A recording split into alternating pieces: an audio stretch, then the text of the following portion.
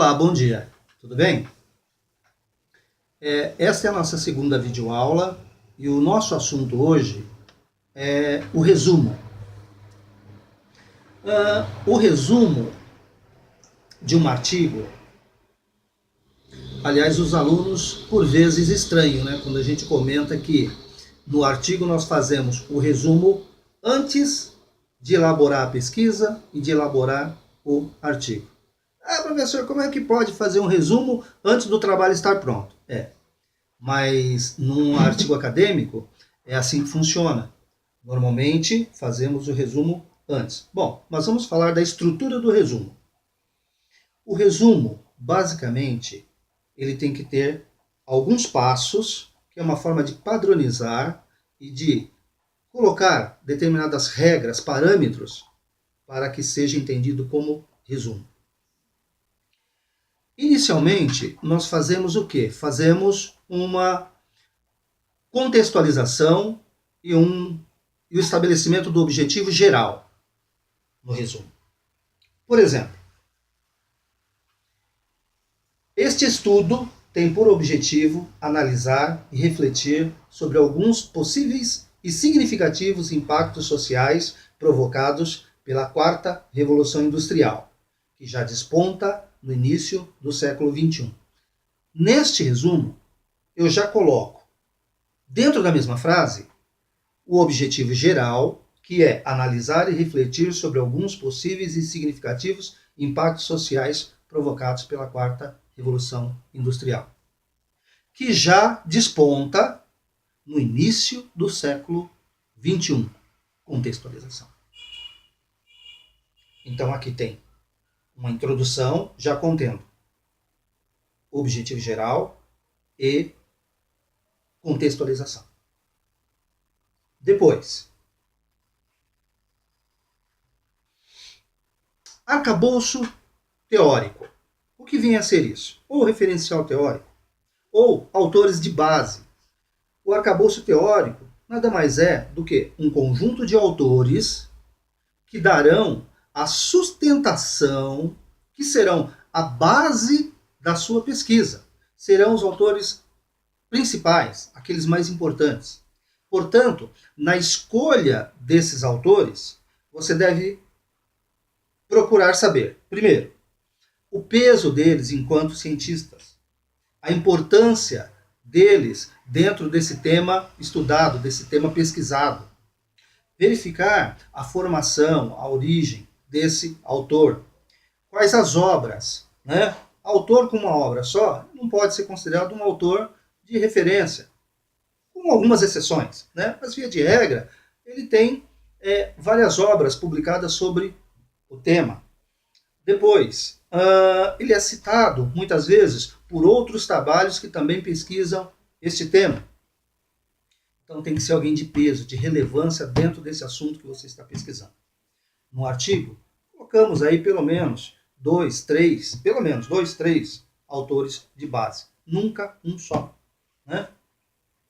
Depois, justificativa.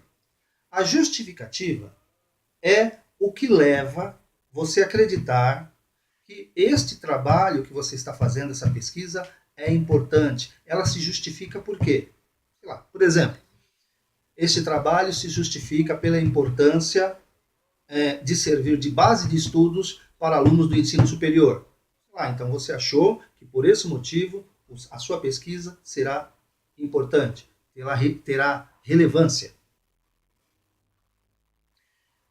Depois, problematização. Qual é o problema a ser estudado? Toda pesquisa deve buscar solucionar, entender um determinado problema. Por exemplo, sobre a quarta revolução industrial. Apresenta-se como problema uma sensível perda dos postos de trabalho em função do novo modelo de indústria que se apresenta no início do século XXI. Perdas dos postos de trabalho dentro do tema estudado, exemplo, a quarta revolução industrial, é um problema. Outro ponto. Metodologia de pesquisa. Se é uma pesquisa de campo ou se é uma pesquisa dentro de uma biblioteca, com livros, com artigos. Então, uma pesquisa bibliográfica. Fonte da pesquisa é bibliográfica. Agora, uma pesquisa ela pode ser qualitativa ou quantitativa. Ainda pode ser quali-quant, tanto qualitativa quanto quantitativa. A pesquisa qualitativa, normalmente, são aquelas pesquisas voltadas à área de ciências humanas, né? Que mexe com o quê? Que trata de sentimentos, de comportamentos, né?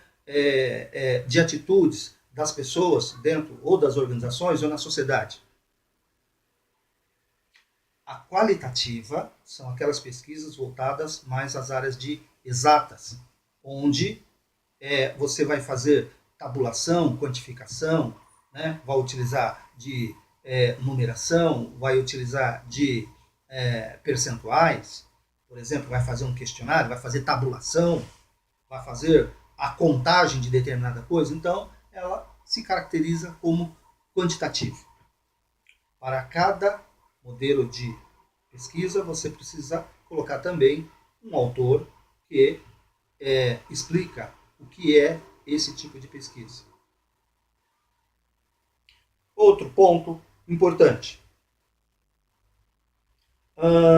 Os resultados esperados. Quando você faz um resumo em artigo acadêmico, normalmente você faz o resumo antes do trabalho, da pesquisa estar concluída, então você ainda não tem resultados prontos, resultados obtidos. Você pode colocar quais são as suas intenções. Por isso nós falamos que são resultados esperados. Esperamos, com esse trabalho, né, entender o comportamento do mercado de trabalho dentro da quarta revolução industrial. Então, é um resultado que nós esperamos entender. Pode ser que consigamos esse resultado ou não. Em termos de ciência, isso na verdade é indiferente. Podemos comprovar que sim, podemos comprovar que não. E, por fim, nós temos um problema que deve ser pensado em termos de resumo, né? O resumo normalmente tem uma limitação. Por exemplo, nós, no nosso trabalho do TCC, estamos trabalhando com uma limitação de 200 palavras para o resumo. E por que disso? Na verdade, não existe uma regra, 200, 300, 100. Trabalhamos com essa média de 200 palavras pensando na possibilidade de uma publicação. Eu, por exemplo, já vi algumas revistas eletrônicas que estabelecem um máximo de 100 palavras para o resumo. Outras, mais. Então, em função disso, esta estrutura, que é uma base para a estrutura, ela pode ser integralmente obedecida ou não, né? Por exemplo, se eu tiver uma regra de uma revista que me peça um resumo em 100 palavras, essa estrutura fica um pouco comprometida. Então vamos colocar que se eu tiver que comprometer alguma coisa dessa estrutura, não poderá ser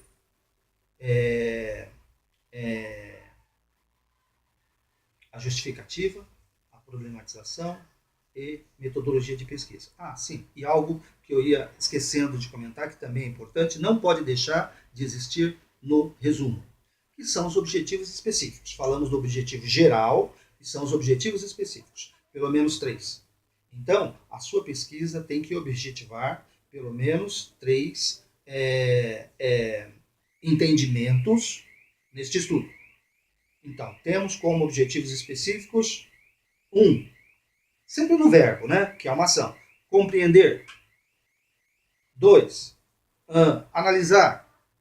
3, depreender. E assim por diante, sempre no verbo. Tá bom? Então, por enquanto, é só.